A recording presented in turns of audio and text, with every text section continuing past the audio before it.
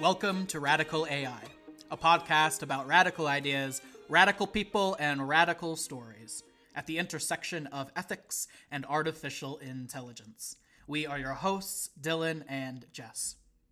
In this episode, we interview Dr. Anima Anandkumar. Anima holds dual positions in academia and industry. In academia, she is a professor in the Caltech Computing and Mathematical Sciences Department. In industry, she is the director of machine learning research at NVIDIA. At NVIDIA, she is leading the research group that develops next-generation AI algorithms. Anima is also the youngest named chair professor at Caltech, where she co-leads the AI for Science initiative. In this interview, some of the topics that we explored include: what is the current attitude towards AI ethics from within the tech industry? How can AI engineers and humanities experts work together effectively? How can we make computer science a more inclusive discipline for women? What does it mean to democratize AI? Why should we? And how can we?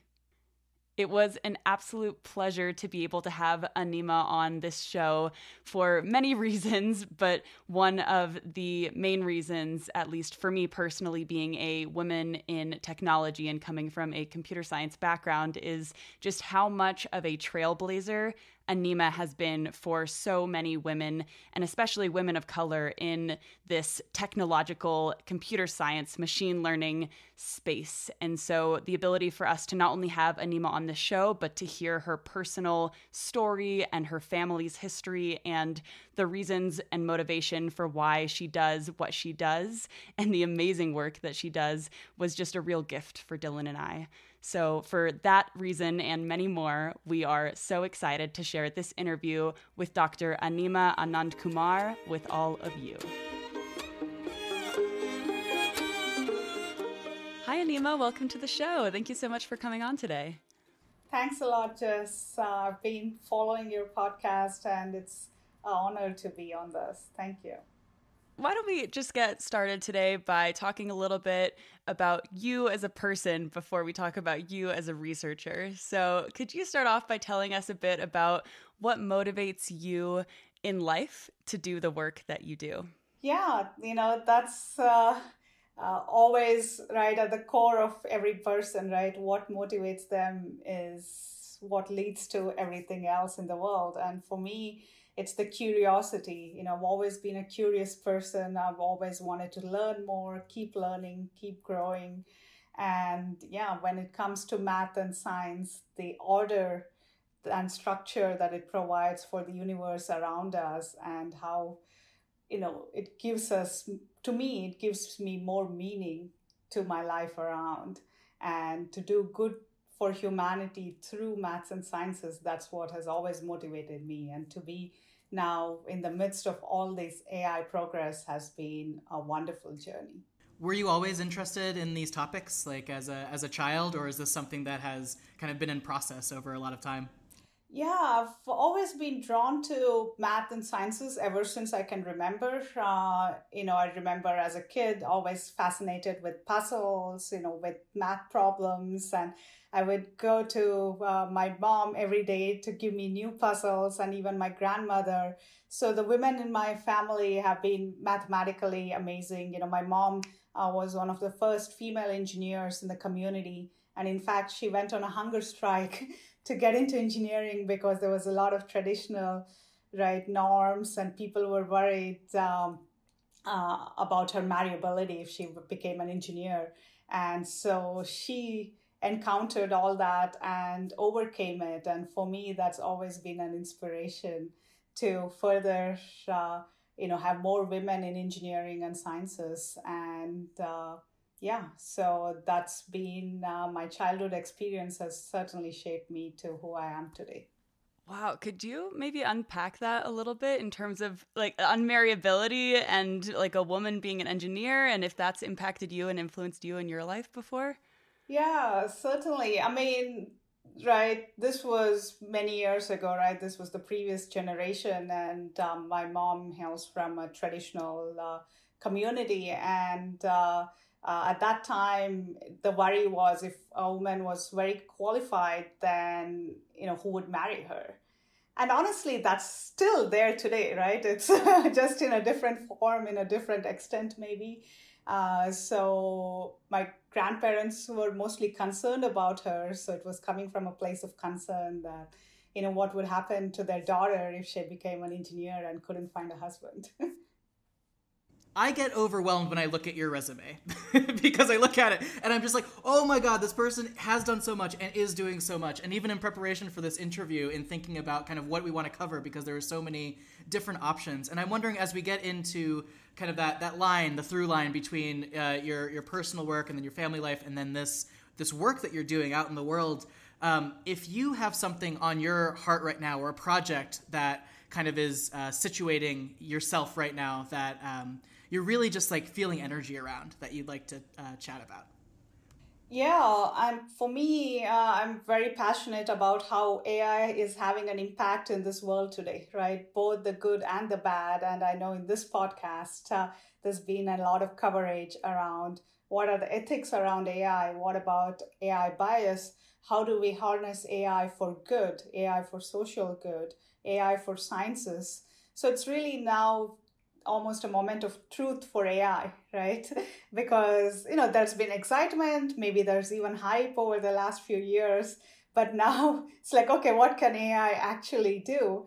And we are still in the infancy, it's still early days, and I think it's important to manage expectations and at the same time understand what are the barriers for the current AI methods. So I'm very passionate about building next generation algorithms and frameworks around that to enable that, because it's important to now think of a holistic picture. We can't be just, in a corner, the proverbial elephant and the blind man, right? We can't work that way with AI anymore. So it's, to me, like a convergence of so many things coming together to enable the impact of AI. That's been the most exciting for me right now. And it does seem like you do sit a little bit in that convergence of all the different sectors of AI. In industry, you're the director of machine learning research at NVIDIA, and then also you're a professor at Caltech. And you're the youngest named chair professor at Caltech. So you have a lot of different places that you are situated within this AI field. And so I'm curious, from your perspective here, what do you think the next generation of AI is? Where is it going? Yeah, for me, I think it's so important to bring industry and academia together in a strong partnership to enable AI progress, right? So when we look at on the industry side, especially at NVIDIA, that's the heart of computing. The modern day GPUs enabled parallelism and enabled us to overcome the end of Moore's law. And without that, we would not have these big deep learning models that give us impressive performance, right? So computing is the heart of it, and that stays in industry. And the engineering required for it, how to build the infrastructure, how to build the AI stack. And then we can ask, what are the algorithms that can exploit this form of computing, this scale of computing? And for that, there is also a lot of answers on the academic side, because the foundations have been in academia, right? So at Caltech, we've had the birth of NeurIPS. In fact, the NeurIPS conference started at Caltech, which so many people don't know. And the history of it can be traced back even to the convergence of computing and neurosciences together, the program called CNS. And that started with a course with Richard Feynman, John Hopfield, and Carver Mead teaching together these diverse topics. So that interdisciplinary nature and foundations in academia is critical to build the next generation algorithms. So we need the strong partnership of building new algorithms, thinking of different scientific domains and social sciences domains with expertise in academia, and the engineering prowess of industry coming together. We hear a fair amount in these interviews about how a lot of folks are looking for that interdisciplinarity, right? There's a goal of being more interdisciplinary in these spaces, including in industry. And then we hear a lot of stories of pushback as well, of barriers to that interdisciplinarity. And I'm wondering for yourself, from where you're sitting, about where you see some of those barriers and how we might overcome them. Certainly there are barriers, right? And that's why it's a challenge. Otherwise, it wouldn't be a research problem. And to me, I think the question is how to dismantle those barriers. So at Caltech, I've co-founded AI for Science, which is a campus-wide initiative to bring together different domain scientists with AI experts together and to work in an integrated manner, right? So most of the time, it's not just, okay, take this AI method or take this open source code, right? Use it on the data in a black box way and out comes the answers. Maybe once in a while that happens, but that's rarely the case. So there are so many barriers you can think about, right? One is the data itself. In many scientific domains, it's small, it's limited, it's noisy. But there's also a lot of domain knowledge. The domain experts won't go out of business anytime soon. They hold those intuitions that are so key to working with small scale data. And the current deep learning methods, right, don't know how to infuse both of that together very well. And so that's then a new research problem for AI itself, how to build different kinds of domain knowledge and structure into our current AI algorithms that can seamlessly decide how to blend the two. And that's one of my core research areas. And so what it needs is this close partnership, because the AI experts need to understand what are the core challenges in this scientific domain, right? What is the domain expert bringing in? What kind of data is available? What are traditional solvers and methods able to do here? And then the AI expert has to decide, are the current methods enough or do we need new ones? Where do we get started? And it's a long haul process. In so many cases, it's not just the data is all ready, right? We need to then collect new data. For instance, at Caltech, I work with Frances Arnold, who won the Nobel Prize a couple of years ago for her work in protein engineering. So now if we have to discover new important proteins, right, it's then a continuous process. The machine learning should guide how to discover new ones. And that's true in most scientific domains. The experiments are expensive. So how do we direct them to do new experiments and collect better data? And so that virtuous cycle we have to design good algorithms for.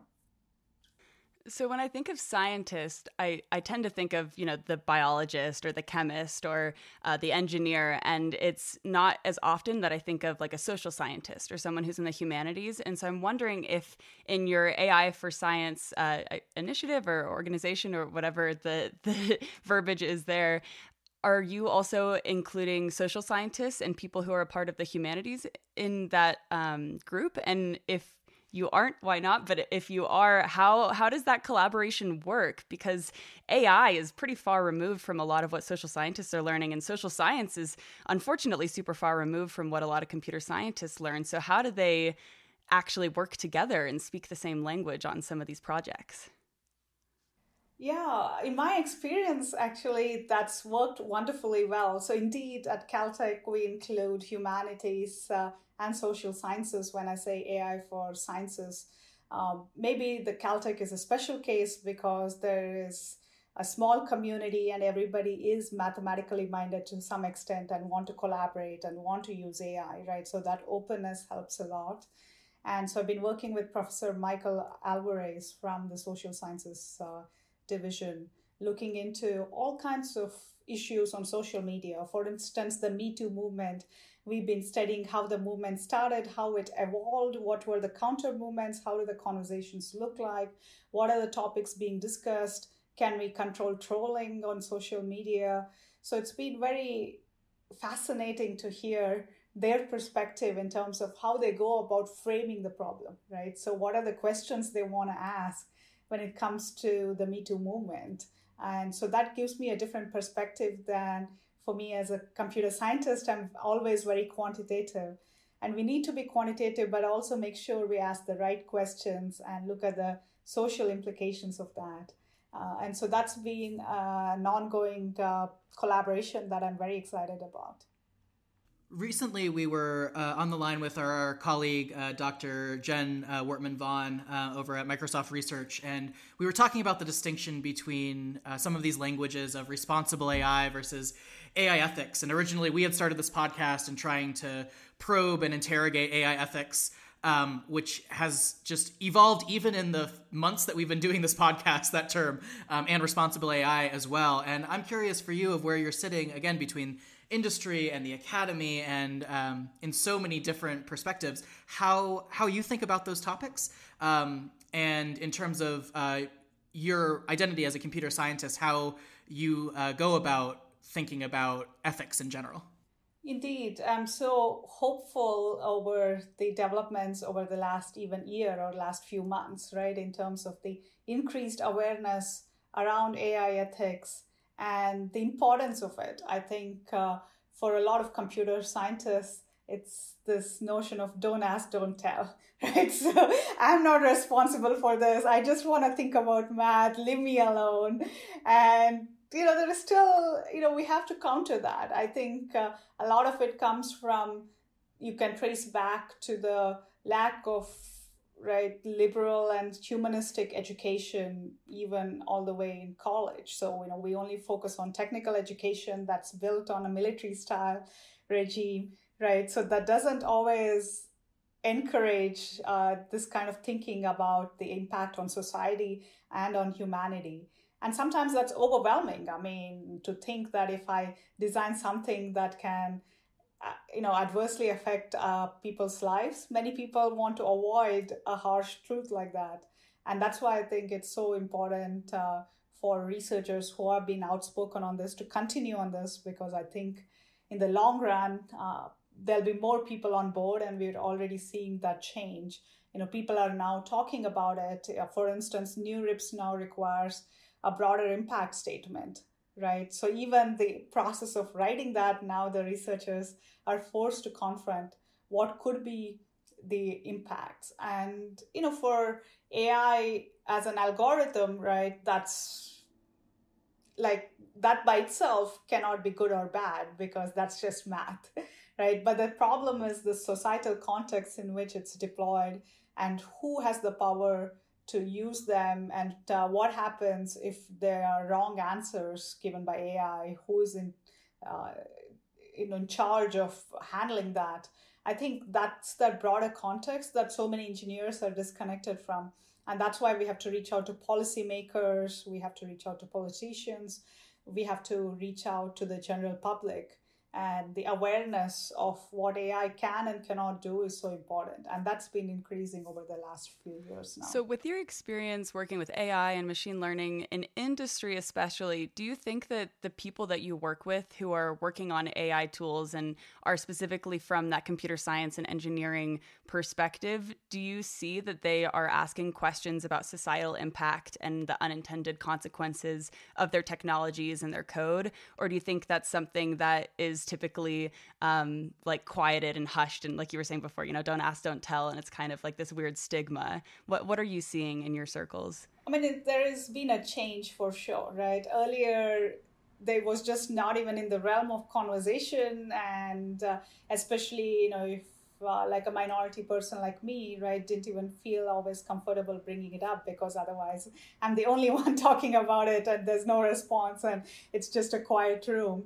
But thankfully, that's no longer the case. In a way, we are forced to confront about it because of some of the things in the news, right? I mean, with the Black Lives Matter movement, finally face recognition being used by law enforcement, right? The company said, we will stop selling that to law enforcement, and there has to be regulation. So when you see aspects like that, seeing a tidal change, now companies realize, okay, we can't just avoid this anymore. And suddenly there is a huge need for experts on this topic and how to navigate this landscape.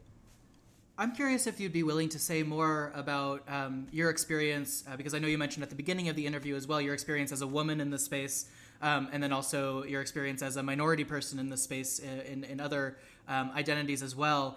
Just what your experience has been with that. And then also, there are a lot of folks that listen to this program who are young women of color who are looking for either advice or I know a lot of folks who look up to you in particular for everything that you've been able to do in terms of breaking through some of those stigmas. And I'm wondering if you have pieces of advice or if you'd just be willing to share more of your story around that.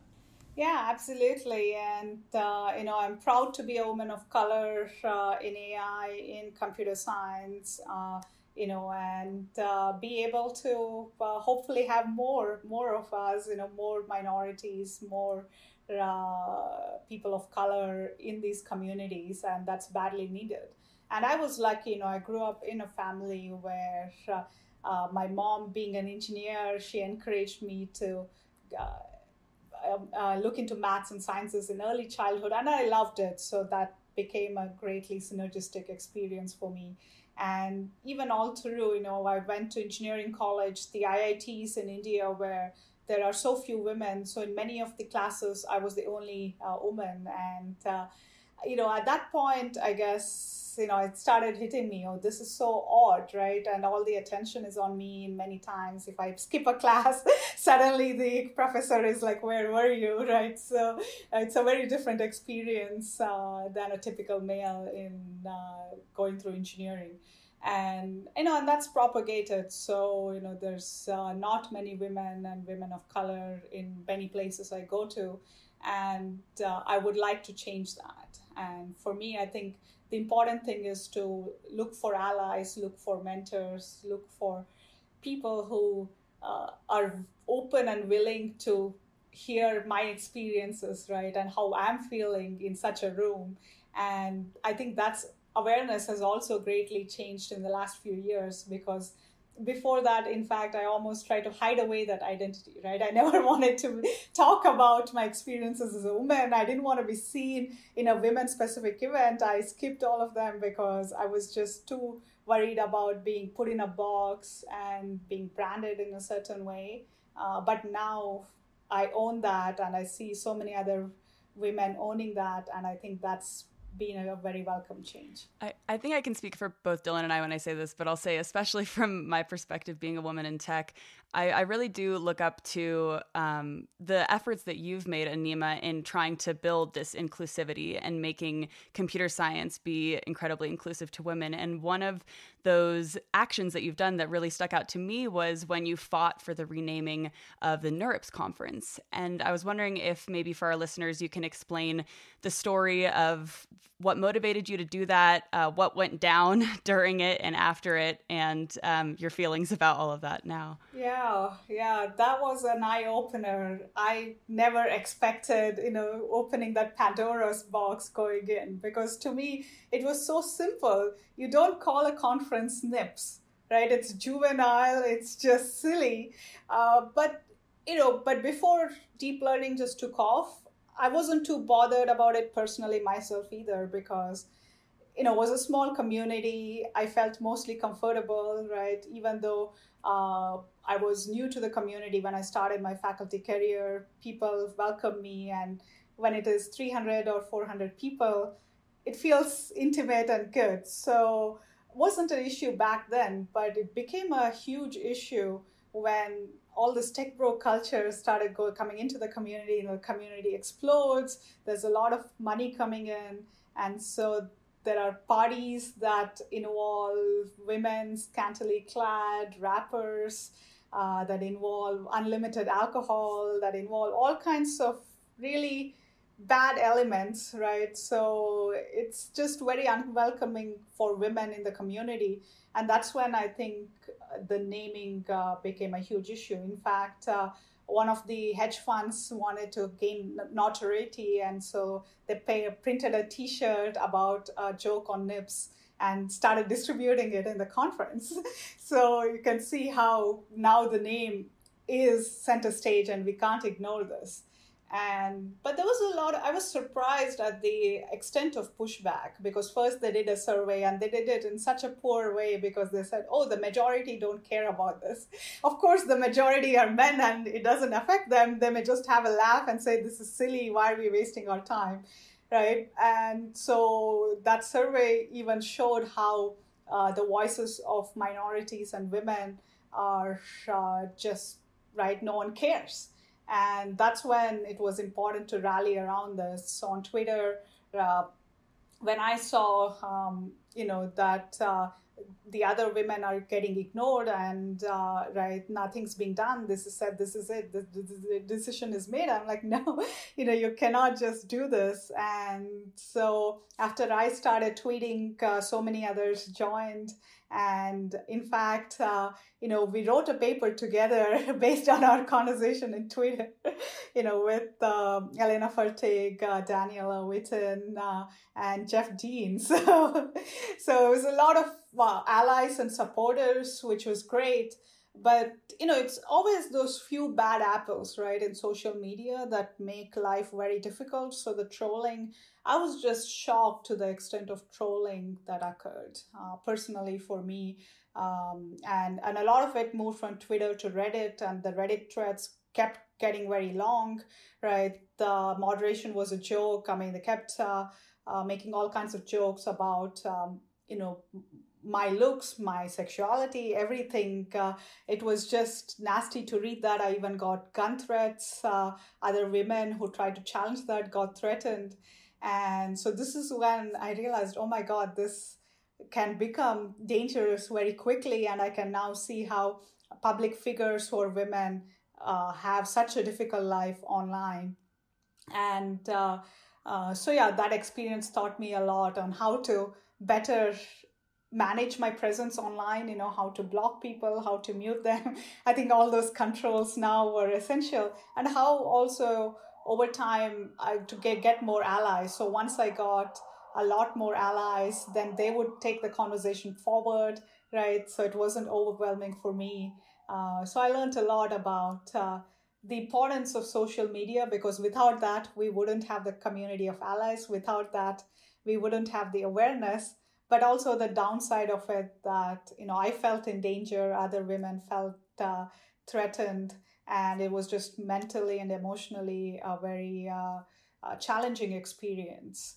And so in the end, I think the whole purpose was just not only about the name, right? The name was symbolic for the deeper problems in the community. And so this saga, rather, showed the deep problems in the community. And now people got talking about that. And then, there is the Diversity and Inclusion Committee now that's taken very seriously. And we take code of ethics, code of conduct very seriously. So I think it did bring about a big change. The parties all now are history. They're replaced by more inclusive events and ensuring there is good security, there is good culture at these events, and there's good professionalism, because that's what we want at a professional event. One thing you said that really struck me, which is true to my experience as well, is that sometimes when a group or a community starts and it's only 300 and 400 people, then it's one thing. And then especially something with even AI ethics, right? Like, people are trying to figure this thing out. Big companies are putting a lot of money into it, along with responsible AI, and the scale is just advancing at such a quick pace. And I'm wondering, from where you're sitting, especially as, again, you're at NVIDIA, you're in these spaces where there's a big scale. You're trying to do a lot. Your decisions are impacting the world in a very direct way at a pretty large scale. And I'm wondering for you how that money and that scale impact, I guess, the work that you do, or how you even think about, like, responsibly scaling the work that you do. Yeah, I think this is where having diverse teams is so important, right? Because they bring different perspectives and experiences in terms of what the impacts can be. Because for one person, it's impossible to visualize all possible ways a technology like AI can be used. And so I always think about, what are the pros and cons in terms of the data we are using, right? So unfortunately, a lot of standard data sets in the community are biased, are imbalanced. But then now, on the other hand, that's where the benchmarks are. So if you don't use them, you cannot get research done. So now if you use them, how do you still try to mitigate the effects of it? Do you put a disclaimer, or do you say you can now fine tune on a more balanced data set, right? So I try to think about solutions, because if we sometimes, the idealism is great, but if it's an utopia and it stops people from doing research, right, it won't get adopted. So we have to find a middle ground to keep moving forward and keep moving in the direction of better ethical AI.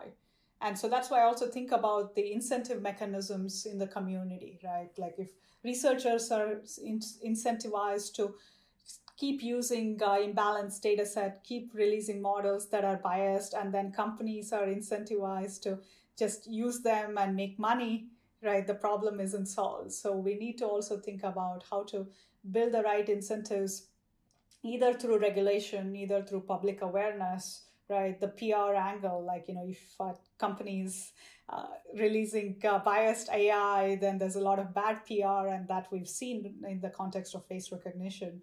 So those aspects, I think we need to build the community structure to incentivize people to do the right thing. Yeah, I want to latch on to that building awareness piece. And it's almost like a transparency piece, it sounds like. It's something that I've seen you work on a little bit, and a term that I've heard you use is democratizing AI. And that seems to kind of go hand in hand with this transparency piece and this awareness word. So I'm wondering if you can maybe give us a definition of what democratizing AI is, and then what your efforts to do that are right now. I mean, to me, democratization is both access, representation, accountability, transparency of AI, right? So that means we have to understand how AI was trained, what data went into it, what kind of algorithmic decisions were made, and what happens if AI is wrong, what are the plan B that is in place. And so the model cards, that Timnit Gebru, Meg Mitchell, and others have come about is a great framework to enable that. Sorry about that. So that's the first piece in terms of understanding how AI was trained, how it is going to be deployed and how it is going to be monitored and policed. And then the second piece is, what about the representation in AI? Like if, for instance, we have our voice recognition and it doesn't recognize all the accents, then that's a bad thing, right? The minorities are having a worse experience than the majorities. But compare that to face recognition by the law enforcement, their bad recognition is in fact a life and death situation for many minorities. So, we also want to weigh which one is an inconvenience versus an adverse effect, right? And based on that, build policies around making the changes in the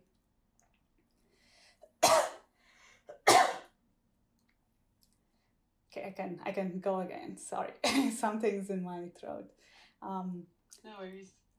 Yeah, so based on how the wrong decisions impact the community, we can then design regulation around that, and we can say what should be the standards that are met, and is there a way for people to contest these decisions and write to these companies and demand better services. And finally, we need better representation in terms of the teams itself. When AI teams are diverse, only then we can have creative solutions and we'll know issues that can arise before AI is deployed. When you talk about regulation, I guess I just want to hear more about what you think about regulation, and when you say it, if you're thinking about it more from the government perspective or more from industry self-regulating, and then is it beyond like just general guidelines? Like is there some level of either punitive or more direct, I guess, incentive structure that you would recommend, especially when it comes to AI ethics and implementation? Yeah, so when it comes to regulation, it's not one size fits all, right? So we have to understand what are the implications of a wrong decision by a current AI algorithm in which social context. And because a lot of innovation in AI has happened because of open data sets and open algorithms. So we have to keep that virtuous cycle going while also ensuring that the bad effects are minimized. And I think, how we treat a self-driving car and a healthcare AI versus our, say, Siri app should be different, right? So, and that's what makes it so tricky, how to set these standards. And I think the government can start from these sensitive applications, law enforcement, autonomous driving, healthcare. So, we can start there and keep that much more rigid and transparent, and then work our way through the rest of the domains. As we talk about governance and standardization and global policy making, I have to ask, because you have participated in what's called the Global Governance of AI Roundtable, something that I had never heard of before looking at your resume. So I'm wondering if you can explain to our listeners what that is. It sounds really cool. What your position was on it, how you were a part of that, and then I guess what the goal of this group is. Certainly. The GGAR, or the Global Governance of AI, was started in Dubai. And I was so fascinated to hear that Dubai has a minister for AI, right? So there is a lot of forward-thinking aspects in terms of how to bring AI to the region and how to rally the community around and build better policies and governance. So as part of that was this event of bringing in more than 100 experts, not just in core AI, but around policy, around governance, around regulation. So I got to meet people from all over the world thinking about these issues. I chaired the committee on mapping the progress of AI. And so questions like, how do you decide if this is a progress or not, I think is so critical, because there's so much of hype around in the media. So we need to have metrics to measure what progress means and how to, look at the impact of AI, because as we can see from the hype, not all the promises are delivered.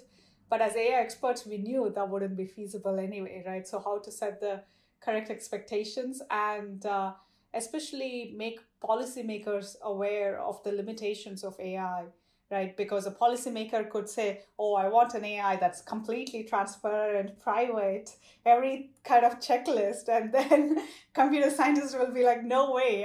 So that's why we need to kind of set those expectations of how to enable trade-offs. And that's what that event helped me connect with many people in the area to do that. As someone who is situated in machine learning and really you've done some very deep dives with algorithms themselves, I'm wondering how you think about bias and fairness in the work that you do, because they can have such different connotations depending on what context you might be in. Certainly, and that's why it's such a tricky topic to think about bias and ethics, right? And I think in terms of the core algorithms when we are working on, I even don't think we should be claiming this is ethical or fair, because the societal context is so important, whereas we remove that when we are doing research. We just look at the math, right? So to me, I think I'd rather think about it in the framework of good generalization. It generalizes to the minority classes in the data set. It can be robust. If you put up the data, it still works well. It gives you the right uncertainty. So when AI is making mistakes, it's not making them with high confidence. I think these are all desirable properties in the algorithms.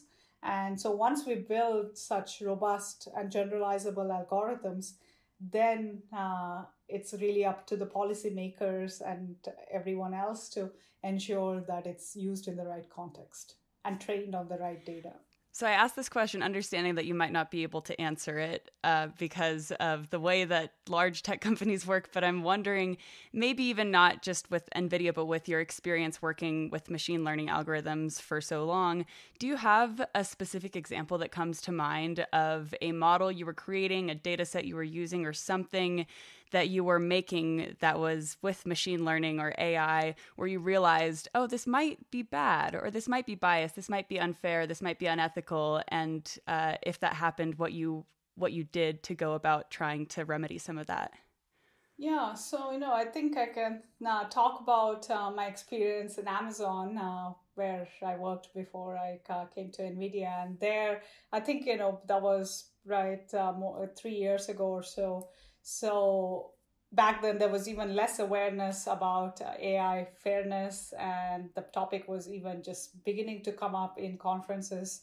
So, when the face recognition tool was released then and was being sold to law enforcement, internally there were discussions, but it was very hard to convince the management in terms of removing such a capability or removing the tool, because the argument was, oh no, it's really up to law enforcement to decide how to use it. We are just enabling them. We are the tool makers. Just because we manufacture a knife doesn't mean we are dangerous, right? So this shirking of responsibility, if you want to call it, I think that was there, and that was very hard to overcome. But I think, once the movement becomes global, like Black Lives Matter, and that puts focus onto this issue, things change, right? So sometimes I think we have to be patient, when we are doing activism inside companies and still existing in these structures that have systemic racism and sexism, we have to be patient, because most people are allies. They want to help, but they feel always worried about taking big steps. And sometimes you need to rally the larger community to make that happen. So this being the Radical AI podcast, every episode we ask our guests about what radical AI means to them, or just what the term radical means to them, because part of this project is kind of co-defining that. And so we're wondering for you, what you think of as kind of your definition for radical AI, and then if you situate yourself within that definition. Just a quick pause for all of you listeners. In Anima's answer to Dylan's question here, she references the use of tensors and how they have radically changed the field of machine learning. For those who don't know what tensors are, you can think of a tensor as a giant matrix that exists inside of a machine learning algorithm. This matrix helps the algorithm utilize large quantities of data in order to learn from it and become artificially intelligent. Anima actually spearheaded the development of tensor algorithms in her seminal paper titled Tensor Decompositions for Learning Latent Variable Models back in 2014. All right, let's get back to the interview. Yeah, I mean, radical is such an energizing word for me, right? Like, radical is sharply deviating from the norm, like, not just deviating, it's sharply deviating. And so for me, when I came into the AI field, I did that when I was beginning my faculty career. And because I knew there are so many challenging problems in the area, so I could see it just from a fresh lens without preconceived notions. So I came across the problem of unsupervised learning and how to discover hidden variables from data in an automated way. And for that challenging problem, I started to ask, okay, how do we, think about using relationships in the data to extract this at scale? And through that, I came across the use of tensors.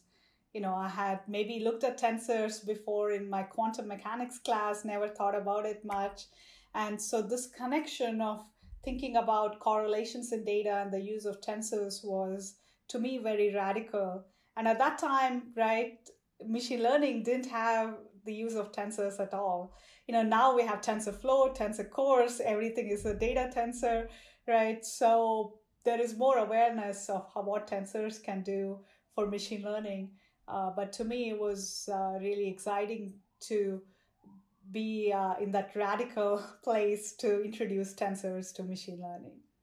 So that's been, I think, for me, being radical is bringing about a positive change. And when I look through even how in my family, my mom was radical in being a first female engineer in the community, or how my grandfather built machines without having any engineering background. All those inspire me to take risks to do better, to do good for the society. And as we come to the close of this interview, we ask our guests a piece of advice that they might have relevant to something that they said during the interview. And I want to focus in on this, wanting to do good, because I truly believe, and maybe this is the optimist in me, but I truly believe that engineers, for the most part, do want to do good, or at the very least, they don't want to do bad. So I'm wondering, from your engineering and computer science perspective, for other computer scientists who are looking to not do bad, but also to do good in their work, in their job, in their life, what advice would you have for them? Yeah, I think the first important thing is education, right? And we engineers many times don't have the tools to even think what it means to do good, because technical education doesn't always have the full grasp of humanities. Ethics courses are only now getting introduced in some universities. So it's almost like you have to be much more proactive in first gaining that awareness, talk to the experts and think more deeply about it. Because I think that's where this disconnect is, because many engineers are not even equipped to think about it. And it's always a bias, right? Because if someone's very smart and can do all this complex math, it's like, oh, how hard can this be? And no, it's hard because we don't have the foundations to think about it. So I would advise to first start from the basics, do a course on ethics, talk to the experts in humanities, and only then can you think more creatively and deeply about this problem.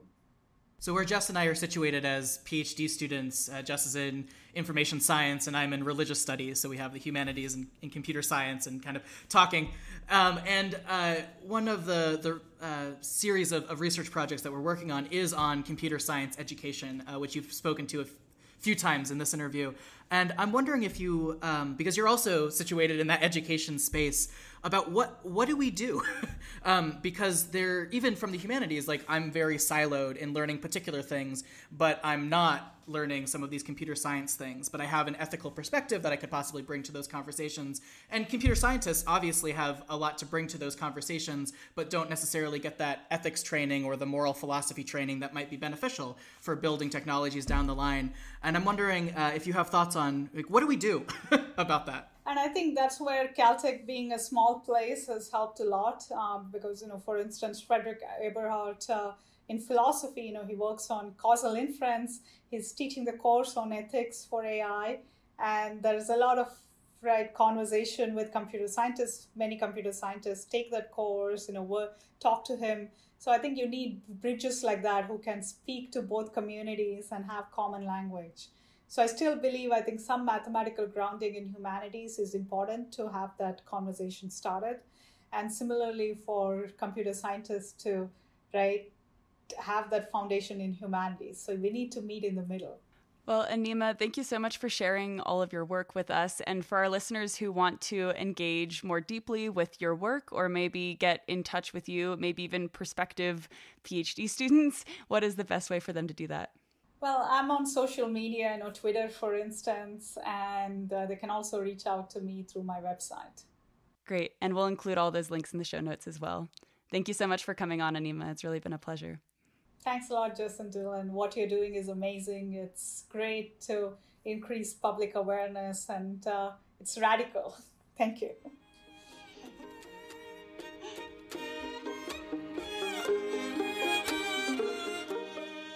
We again want to thank Dr. Anima Anandkumar for coming on the show today and for a wonderful conversation. Jess, as we come out of that conversation, what is especially sticking out to you or resonating with you right now?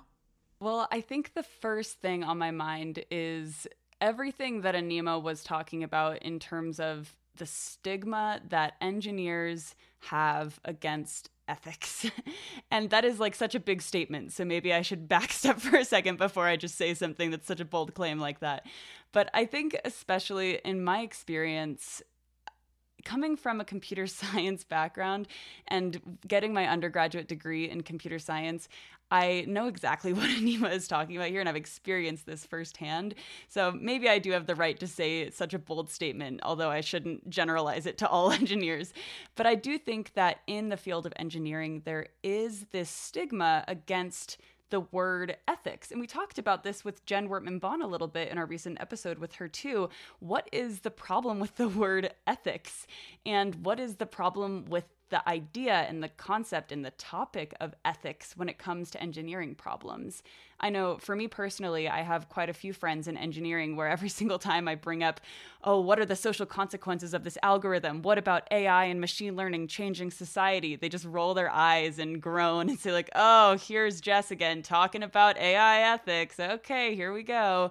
And I think that I can't be alone here. I'm sure there are a lot of engineers who are maybe in my position who feel the same way that I do and get constantly pushed down or getting constant pushback from their other engineering friends. And I'm sure maybe even people listening to the show right now are in the other boat, and they're just engineers who want to do math problems and algorithms and development work, and they don't really want to have to think about the social impacts of their code. And honestly, I think that's totally understandable as well.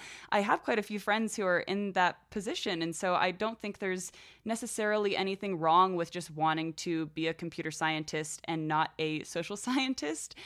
But it doesn't mean that it's not important for us to figure out ways for engineers to learn how they can incorporate ethical speculation and thinking and these important concepts and discussions about the societal impacts of our technologies in the education for computer scientists, so that maybe it isn't as much of an eye-rolling conversation, or there isn't as much of like a negative stigma or stereotype around bringing ethics into that technical space. Yeah, I guess the only thing I'd push back on what you said a little bit is that I think that all of those problems also show up in social science spaces as well.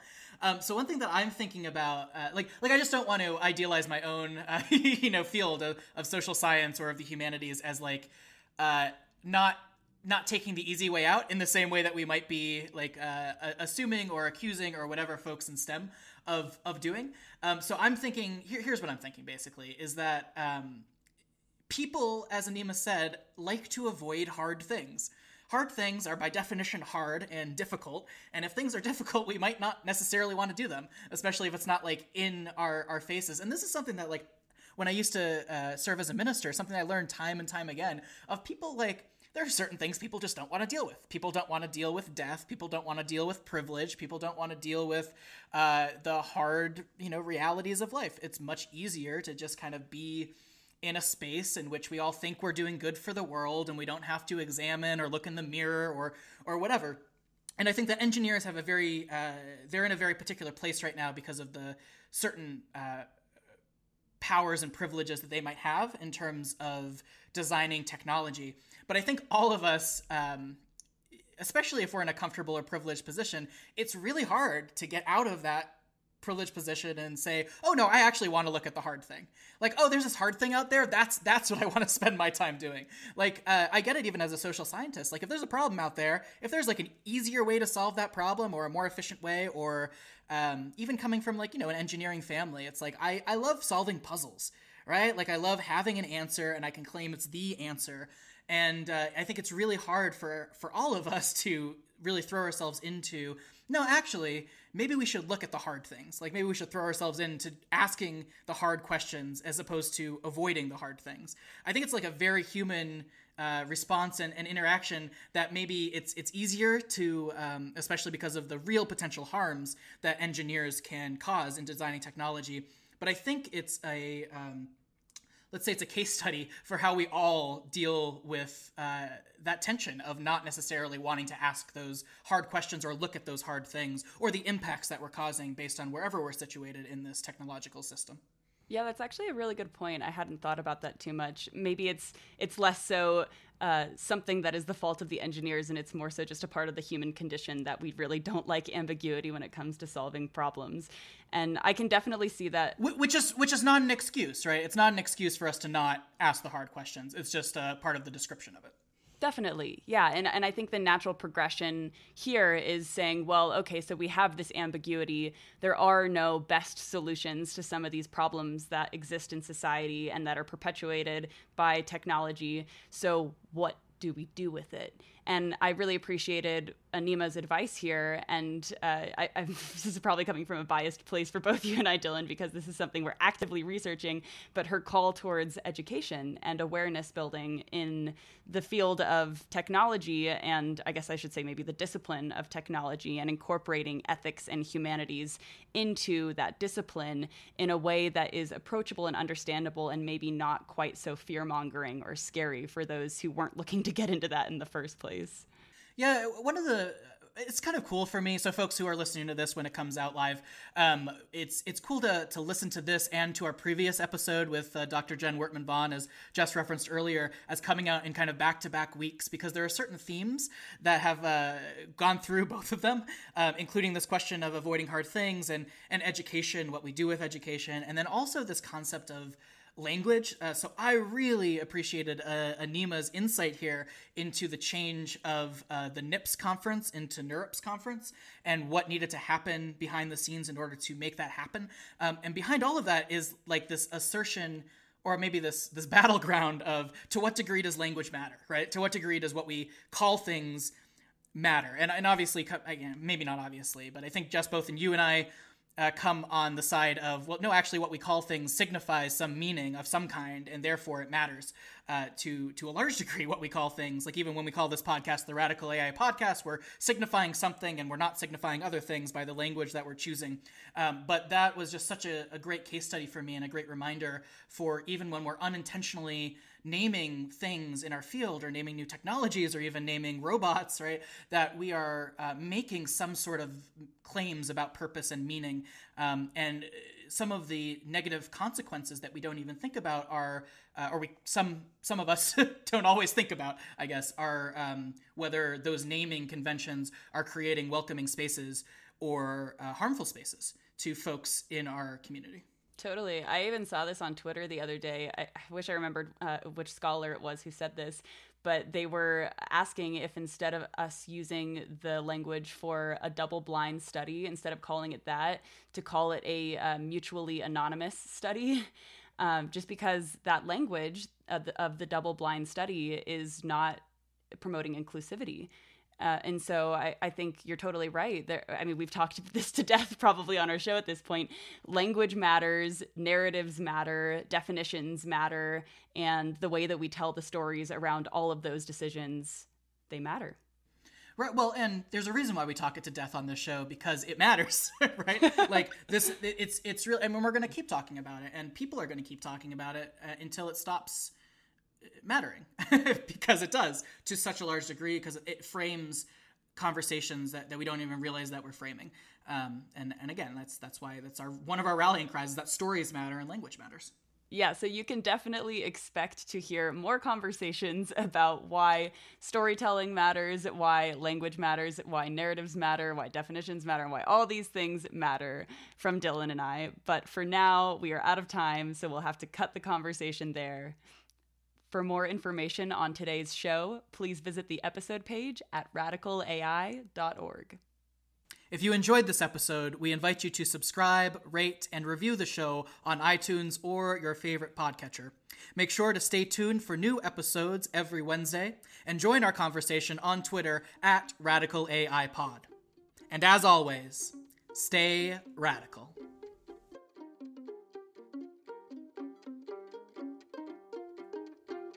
Do you want to do any banter? Are we bantering? Are we going to banter at this recording? Is that what we do? Is this our do we do banter? It's just been a while since we've done banter at the end. Is this banter? Is this our reintroduction of the banter for those who stay long enough for the banter at the end? I'm probably going to include this just for the amount of times that we say banter on this. So, I feel like this was pretty solid. Actually, solid banter? Is this what banter's supposed to be?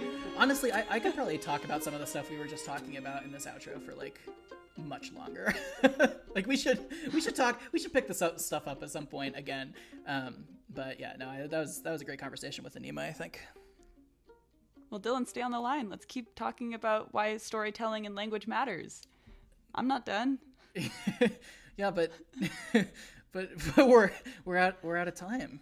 Maybe we should record an episode that comes out every month on a regular time. That's like a smaller episode, maybe like a mini type of like a miniature episode. Yeah, like a smaller than normal. Kind of, yeah, like a miniature poodle, but like I episode wish there was format. a word for that. Like I wish there was like some sort of like combined word of like miniature and episode that was one word. Have we made our point? I think that would make this world a better place. Has this point been made? I think this is why language matters. Yeah, this is why language matters. At some point, we'll come out with another mini-sode if you've listened this far. just stay tuned. just keep staying tuned. And this has been Dylan and Jess.